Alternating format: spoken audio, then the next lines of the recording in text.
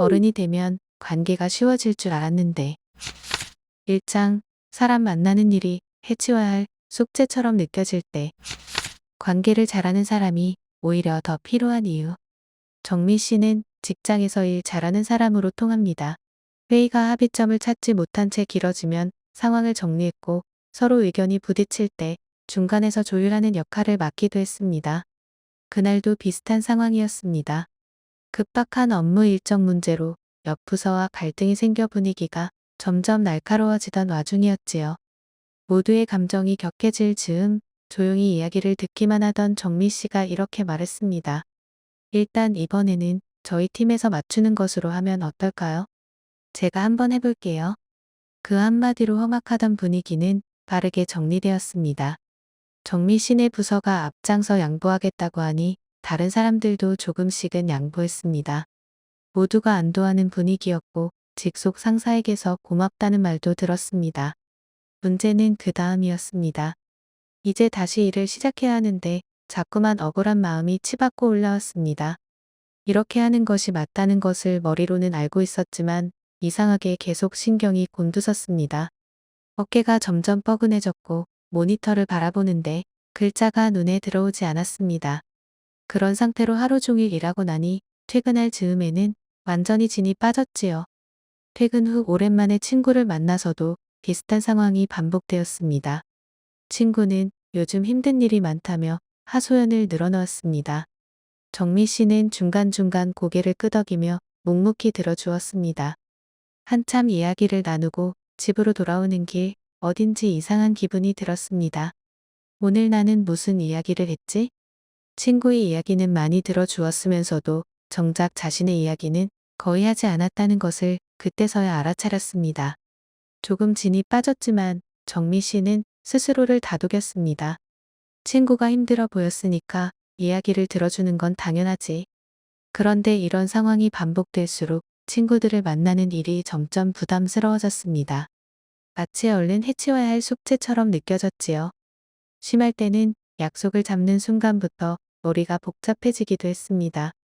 무슨 이야기를 하면 좋을지, 친구의 이야기에 어떻게 반응해야 할지 등을 계산하다 보면 벌써 피로가 몰려왔습니다.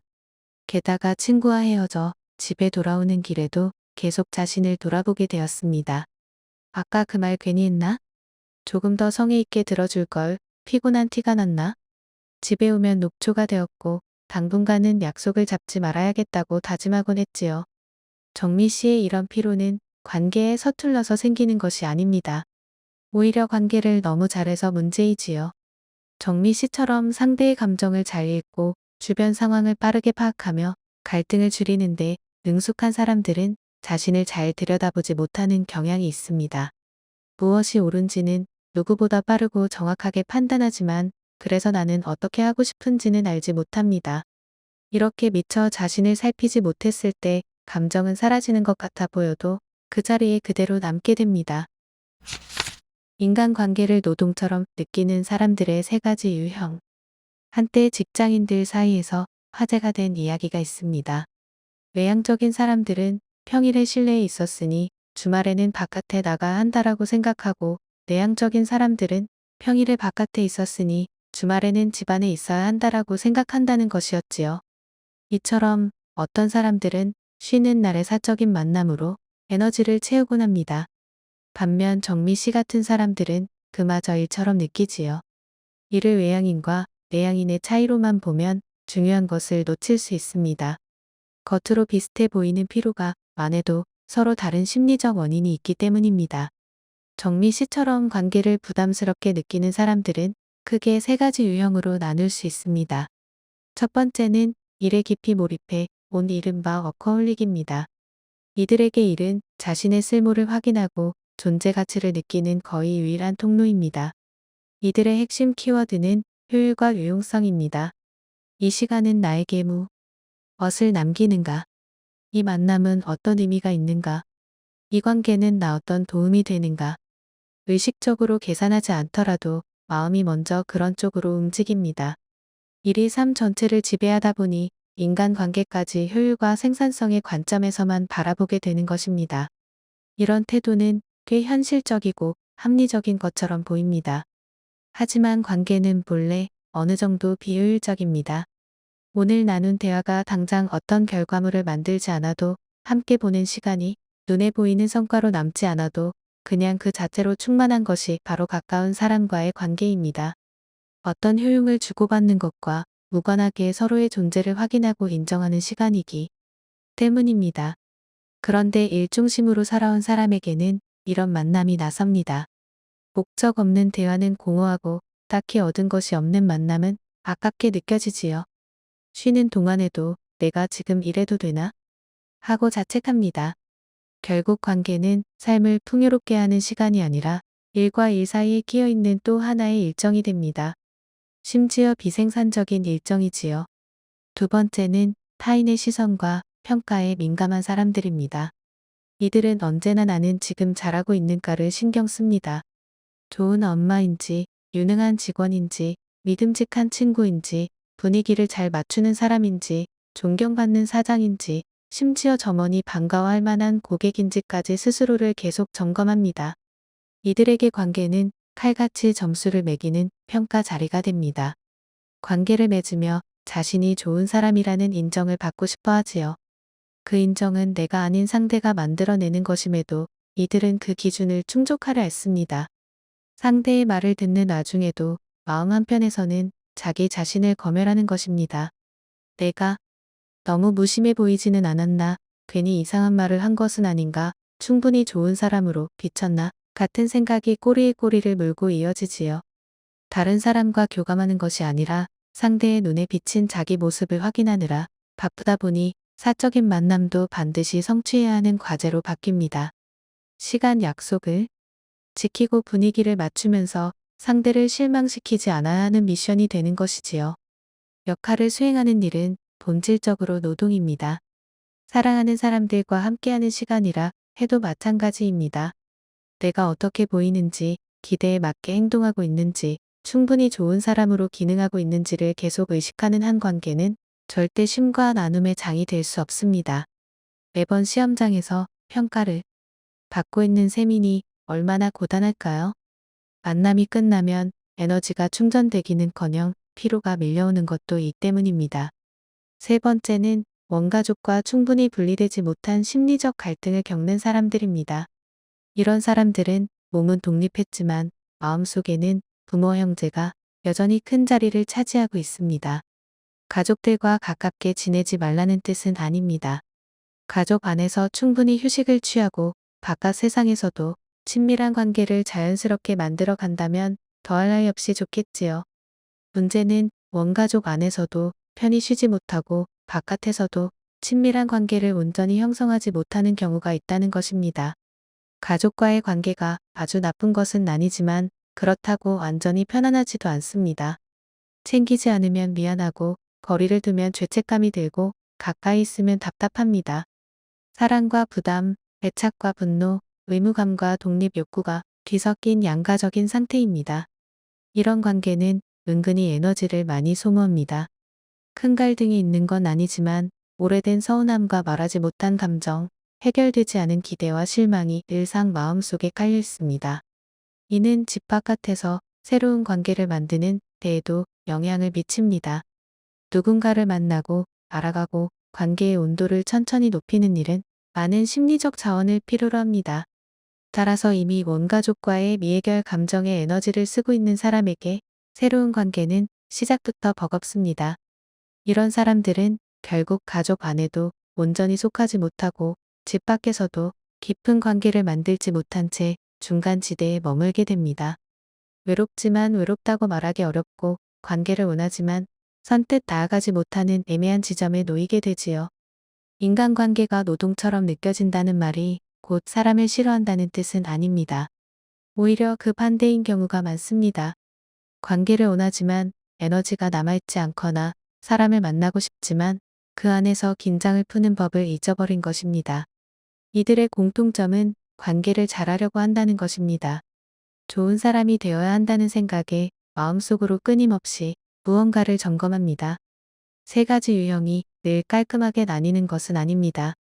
두 가지나 세 가지 패턴이 한 사람 안에서 함께 나타나는 경우가 더 많지요. 내가 어느 유형에 속하는지를 정확히 아는 것보다 관계 안에서 왜 지쳐가고 있는지를 들여다보는 것이 더 중요합니다.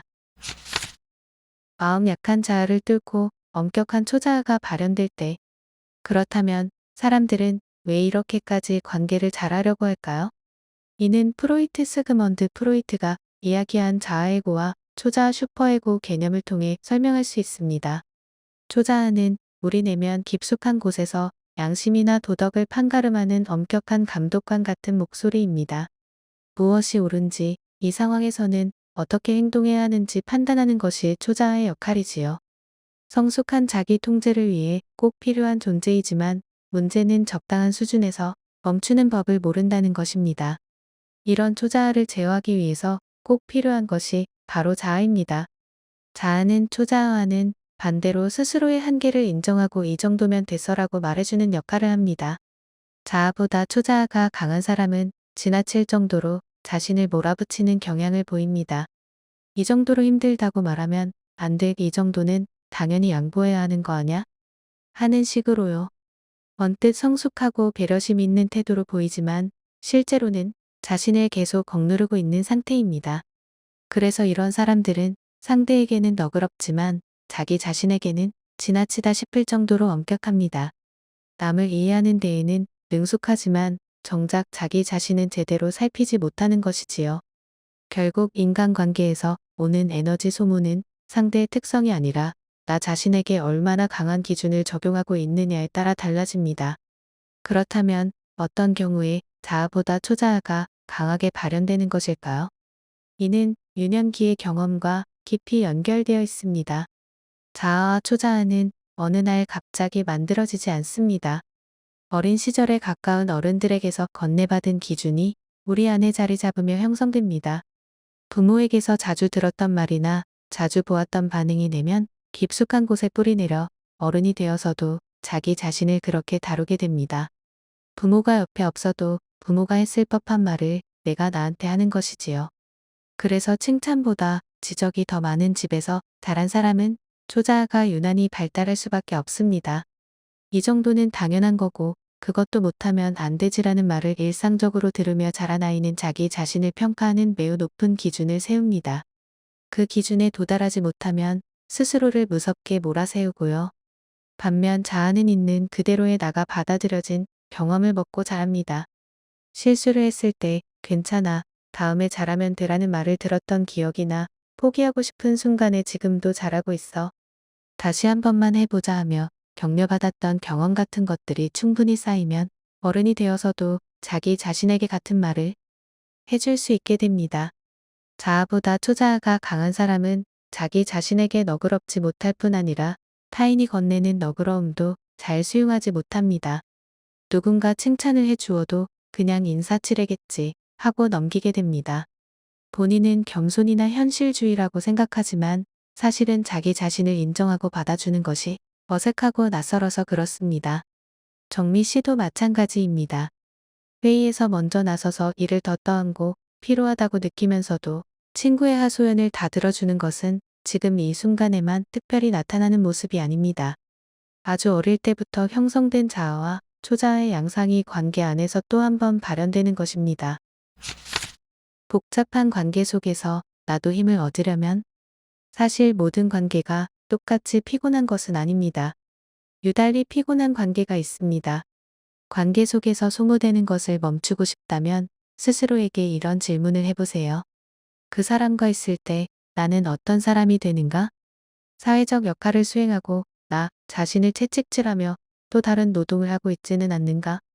그저 있는 그대로의 내 모습을 보여주고 있는가? 내가 지금 상대에게 잘 보이려고 애쓰고 있는지 아니면 조금 흐트러져도 괜찮다고 생각하는지를 구분할 때 관계는 달라집니다. 관계의 수가 많아서 피곤한 것이 아니라 진짜 내 모습을 보여줄 관계가 없어서 피곤하다는 것을 먼저 알아야 합니다. 그 다음으로는 관계 안에서 내 자리를 찾아야 합니다. 무슨 거창한 변화가 필요한 일은 아닙니다.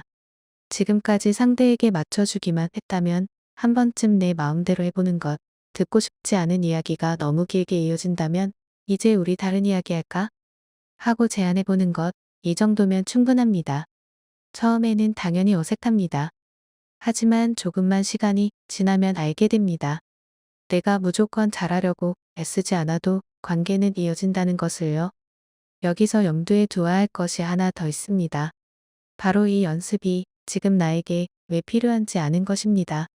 지금까지 나를 누르고 상대에 맞춰주면서도 괜찮았던 마음이 갑자기 흔들리는 것은 나이가 들면서 지켜야 할 나가 생겼기 때문입니다. 나만의 기준과 공간, 바운더리 같은 것들은 점점 더 명확해지는데 이전처럼 관계를 잘하겠다는 욕심으로 상대방에게 맞춰주려다 보니 지치고 소진될 수밖에요. 사람들은 관계를 맺으며 시실과 날실처럼 서로 엮입니다. 한쪽이 관계를 주도하고 다른 한쪽은 무조건 맞추며 끌려가는 것이 아니라 서로 조정하고 조율하며 친밀함을 만들어가는 과정이지요. 따라서 이 관계에서 내가 어떤 사람으로 서 있는지 되돌아보고 나를 표현해 보는 과정이 순탄치 않더라도 자신을 탓할 필요는 없습니다. 지금 중요한 것은 초자아를 잠시 누르고 자아의 목소리를 들어보는 것입니다. 그런 과정을 통해 내가 관계를 숙제처럼 하고 있었다는 사실을 깨닫기만 해도 충분합니다. 정미 씨도 어쩌면 다음 회의에서는 조금은 늦게 말하게 될지도 모릅니다. 양보의 말을 내뱉기 전에 나는 지금 어떤 마음인지를 먼저 생각해보는 그 짧은 순간이 관계의 방향을 조금씩 바꾸어 놓을 것입니다.